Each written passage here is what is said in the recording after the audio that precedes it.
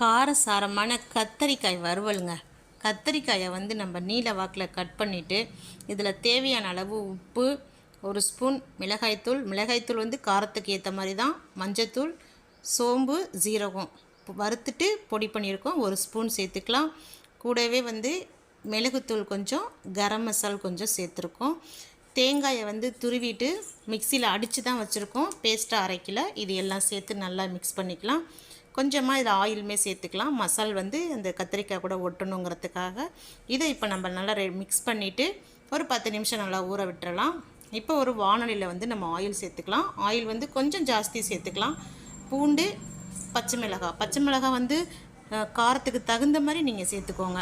இப்போ இதில் கருவேப்பிலை ஆட் பண்ணிவிட்டு நம்ம மிக்ஸ் பண்ணி வச்சுருக்க அந்த கத்தரிக்காய் இருக்குது இல்லைங்களா, அதையுமே இதில் சேர்த்து நல்லாவே நம்ம பாருங்கள் நல்லா கிண்டிக்கலாம். இது இப்போ வந்து இஞ்சி பூண்டு பேஸ்ட்டு நம்ம கொஞ்சம் சேர்த்துக்கலாம். சேர்த்துட்டு இதை நல்லா வந்து வதக்கிட்டு இதுக்கு ஒரு மூடி போட்டு மூடி வச்சிடலாம். மூடி வைக்கும் பொழுது அந்த ஆவியிலே வந்து கத்தரிக்காய் நல்லாவே வெந்துடும். அங்கே பாருங்கள் நல்லா எண்ணெய் பிரிஞ்சு எவ்வளோ அழகாக தெரியுது பாருங்களேன், பார்க்கும்போதே ஆசையாக இருக்குது. வீட்டில் ட்ரை பண்ணுங்கள். இப்போ இதில் மல்லி இலையை தூவிட்டோம்னா கத்தரிக்காய் வறுவல் ரெடிங்க. ரொம்பவே காரசாரமாக இருக்கும். சாப்பாடு கூட சாப்பிட்டோம்னா செம்ம டேஸ்ட்டாக இருக்குங்க. வீட்டில் ட்ரை பண்ணி பாருங்கள். வீடியோ பிடிச்சிருந்துச்சுன்னா வீடியோவை லைக் பண்ணுங்கள், ஷேர் பண்ணுங்கள். மறக்காமல் எங்கள் சேனலை சப்ஸ்கிரைப் பண்ணிவிடுங்க. தேங்க்யூ.